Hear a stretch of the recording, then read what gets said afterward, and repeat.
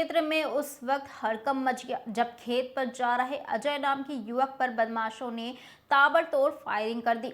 बिना नंबर की Brezza car सवार हमलावरों ने 3 से 4 राउंड फायर किए, जिसमें अजय के पैर में गोली लगी। स्थानीय लोगों की मदद से घायल युवक को तुरंत अस्पताल में भर्ती कराया गया। घटना की सूचना मिलते ही पुलिस मौके पर पहुंची और मामले की जांच शुरू कर दी है। वही होता है। ये खेत लगाया था आपने पे। क्या नाम है इसका? नाम क्या है? अजय। हाँ, फिर तो खेत में जाके पहुंचा, उसने ब्रेजा में था, अगला लड़का था, उसने गोली मारी। ठीक है, मतलब जानते थे क्लास में? नहीं, कोई जान नहीं।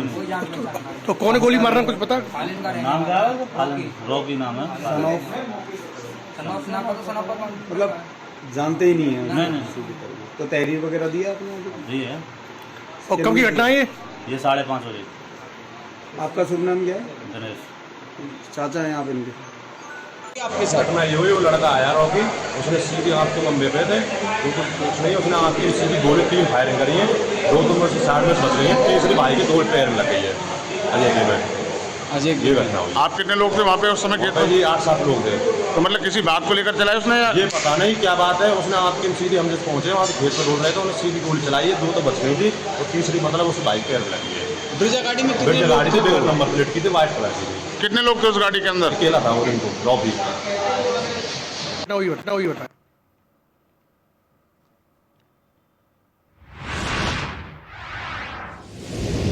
मिशन शक्ति 5.0 के तहत अमरोहा पुलिस ने तिगरी मेला सभागार में स्किल विकास और उच्च शिक्षा से महिला सशक्तिकरण पर प्रेरक कॉन्फ्रेंस आयोजित की। कार्यक्रम की शुरुआत अंतर्राष्ट्रीय कलाकार अनुपमा कौशिक के शास्त्रीय नृत्य से हुई, जिसने मिशन शक्ति की भावना को जीवंत कर दिया। पुलिस अधीक्षक अमित कुमार आनंद ने कहा, शिक्षा और कौशल ही महिला सुरक्षा का सबसे बड़ा कवच है।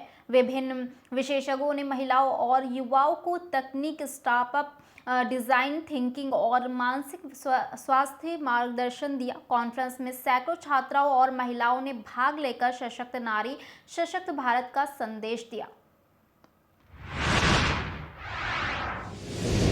मथुरा के गोवर्धन क्षेत्र में मंगोरा गांव में एक नाबालिग किशोरी के साथ आपराधिक कृत्य किए जाने का मामला सामने आया है। घटना की जानकारी मिलते ही पुलिस मौके पर पहुंची और पीड़िता को चिकित्सीय जांच के लिए भेजा गया। वरिष्ठ पुलिस अधीक्षक श्लोक कुमार ने बताया कि नामजद आरोपियों के खिलाफ गंभीर धाराओं में मुकदमा दर्ज कर लिया गया है। पुलिस टीम आरोपियों की तलाश में जुटी है और मामले की जाँच त्वरित गति से की जा रही है। हमारे साथ वरिष्ठ पुलिस अधीक्षक श्लोक कुमार साहब हैं मथुरा से। मथुरा में सर कल एक सामूहिक दुष्कर्म की घटना सामने आई है। एक 10 वर्षीय बच्ची के साथ ये दुष्कर्म हुआ है। पुलिस आरोपियों के कितने करीब? थाना मगोरा क्षेत्र में परसों के रोज एक घटना हुई थी, जिसमें कि एक बच्ची के साथ दुष्कर्म की घटना हुई। इसमें सुसंगत धाराओं में मुकदमा पंजीकृत किया गया है और हमारी 8 टीमें इस घटना के अनावरण के लिए लगे हैं। जो मौके पर जांच की गई, आसपास की सीसीटीवी चेक किए गए, उससे कुछ महत्वपूर्ण सुराग हमारे पास हाथ लगे हैं, जिनके आधार पर हमारी टीमें निरंतर काम कर रही हैं और जल्द ही अभियुक्तों की गिरफ्तारी सुनिश्चित की जाएगी तथा इनके विरुद्ध कठोर कार्रवाई सुनिश्चित की जाएगी। सर 6 टीमें लगी हुई हैं, सर्विलांस की टीम लगी हुई है, एसओजी लगी हुई है, थानों की फोर्स लगा हुआ है। क्या ये जो अपराधी हैं ये लोकल है या बाहर से? देखिए, इस समय जैसा मैंने बताया, हम लोग के पास कुछ इम्पोर्टेंट इनपुट्स हैं जिस पर हम लोग काम कर रहे हैं। अभी इतना बताना ही पर्याप्त रहेगा और मैं ये आश्वस्त करता हूं कि इन अभियुक्तों की गिरफ्तारी शीघ्र कर ली जाएगी।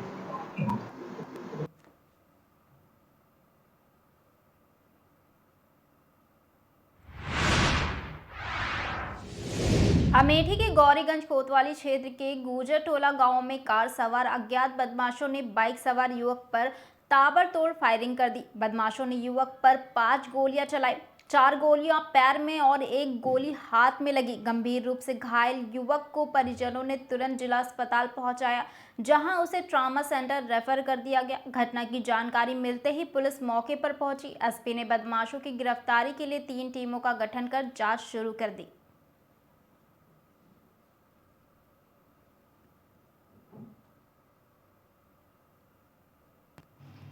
आज दिनांक 3/11/2025 को समय करीब 12 बजे थाना प्रभारी गौरीगंज को अंकित सिंह के परिजनों ने सूचना दी कि अंकित सिंह जो मनसापुरवा गुजर टोला थाना गौरीगंज के रहने वाले हैं, इनको कुछ कार सवार बदमाशों ने गोली मार दी है। इस सूचना पर तत्काल थाना प्रभारी घटनास्थल पर पहुंचे तो परिजनों द्वारा इनको हॉस्पिटलाइज कराया जा चुका था। प्राथमिक उपचार के बाद डॉक्टरों के द्वारा इनको हायर सेंटर बेहतर इलाज हेतु रेफर कर दिया गया है। डॉक्टरों से जो ओपिनियन मिली है कि इनकी स्थिति सामान्य है। परिजनों से तहरीर प्राप्त कर उचित धाराओं में अभियोग पंजीकृत किया जा रहा है। पुलिस अधीक्षक महोदया द्वारा 3 टीमों का गठन करते हुए पूरे केस को वर्कआउट करने हेतु तथा उनकी गिरफ्तारी हेतु सभी को लगा दिया गया है। सभी जो भी आरोपी होंगे इनके विरुद्ध सख्त कार्रवाई की जाएगी।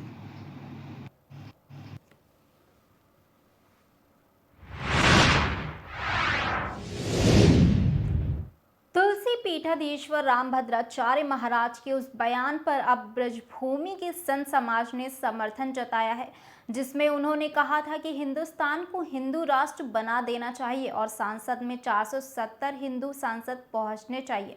वहीं श्री कृष्ण जन्मभूमि केस के मुख्य याचिकाकर्ता दिनेश फलाहारी महाराज ने कहा, रामभद्राचार्य ने सही कहा है क्योंकि देश की 80% जनसंख्या हिंदू है। उन्होंने ये भी कहा कि हिंदू राष्ट्र की दिशा में बढ़ने के लिए जनसंख्या नियंत्रण कानून आवश्यक है। ब्रजभूमि के कई अन्य संतों ने भी इस बयान का समर्थन करते हुए इसे संत समाज की भावना बताया। सब जानते हैं कि अभी रामभद्राचार्य जी ने भारत को हिंदू राष्ट्र बनाने की बात कही। काफ़ी लोग उनका समर्थन भी कर रहे हैं, काफ़ी लोग विरोध भी कर रहे हैं। एक बात समझने की है कि किसी संत ने अपने हृदय से बात निकाली है कि भारत को एक ऐसे शासकों की आवश्यकता है जो सनातन धर्म की परंपरा को आगे ले जाना चाहें। मैं एक इसमें सुधार करना चाहूँगा, केवल हिंदू ही शासक बने ऐसा नहीं। हिंदू में भी कौन जो धर्म परायण हो, जो संस्कृति की रक्षा करने जानते हो, क्योंकि विधर्मी केवल ऐसा नहीं है कि अन्य धर्मों में भी ही हो। हमारे खुद के धर्म में भी कई ऐसे विधर्मी हैं जो हिंदू होते हुए भी हिंदुत्व के नाम पर धक्का हैं, सोए हुए हैं। अरे ऐसे लोग हिंदू हैं और उनको भी यदि गद्दी पर बिठा दिया गया तो वो धर्म का उत्थान नहीं करेंगे, वो धर्म के लिए नाशवान ही साबित होंगे। इसीलिए हम सबको ऐसा प्रयास करना है कि जो हिंदू धर्मनिष्ठ हो, धर्म परायण हो, जो जनता में समभाव देखता हो, जाति पाति ऊंच नीच छुआछूत से उठकर एक हिंदू राष्ट्र की तरह, एक राजा की तरह काम करने वाला हो, ऐसे व्यक्ति को शासक बनाना चाहिए और ऐसे व्यक्ति के हाथ में हमें देश की बागडोर सौंपना चाहिए। देखिए, जिस प्रकार हिंदुस्तान में 9 राज्यों में हिंदू अल्पसंख्यक हो गया है, 200 जनपदों में हिंदू अल्पसंख्यक हो गया है, तो ज्योग्राफी बदल रही है। तो हिंदुओं को जनसंख्या में लगातार जो गिरावट हो रही है, उसको देखते हुए रामभद्राचार्य जी का जो बयान है वो बहुत ही सराहनीय है। हमारे हिंदुस्तान को हिंदू राष्ट्र होना चाहिए, क्योंकि कुछ विधर्मी मानसिकता के लोगों का षड्यंत्र है कि हिंदुस्तान में मुस्लिम प्रधानमंत्री बने।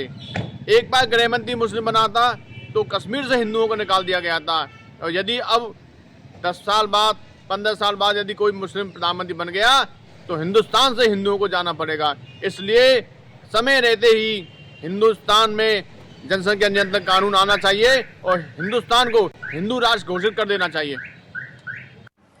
राधे राधे। मैं देवी इंदुलेखा कुंज बिहारी पीठाधीश्वर वृंदावन से आज मैं एक संदेश देना चाहती हूँ सभी अपने सनातनियों, अपने बहन भाइयों को, अपने हिंदू राष्ट्र पद यात्रा के जो आज हमारे रामभद्राचार्य जी एक बड़े अद्भुत संत हैं हमारे, जहाँ पे उन्होंने एक हिंदू राष्ट्र होने की बात की है। और ये बहुत ज़रूरी है, क्योंकि जब तक ये नहीं होगा तो हमारी बहन बेटियों के साथ ये सब लोग कोई लव जिहाद, कभी लैंड जिहाद, कभी धर्म परिवर्तन, ये सब इन्हीं की वजह से हमारा हिंदू राष्ट्र होना बहुत आवश्यक है।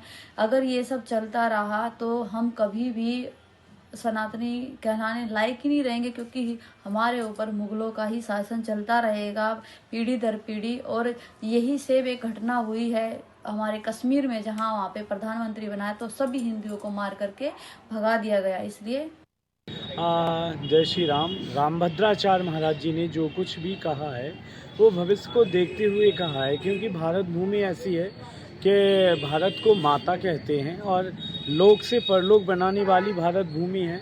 यहाँ पे 12 ज्योतिर्लिंग, 52 शक्तिपीठ, 4 धाम भारत में ही हैं, तो भारत के मठ मंदिर सुरक्षित रहें, इसलिए उन्होंने ऐसी बात कही है। और उनका जो कहना है वो उन्होंने आगे वाले भविष्य को देख करके कहा है। तो सभी की यही सहमति है कि भारत राष्ट्र बने और समृद्ध बने और हमारा सनातन सुरक्षित रहे।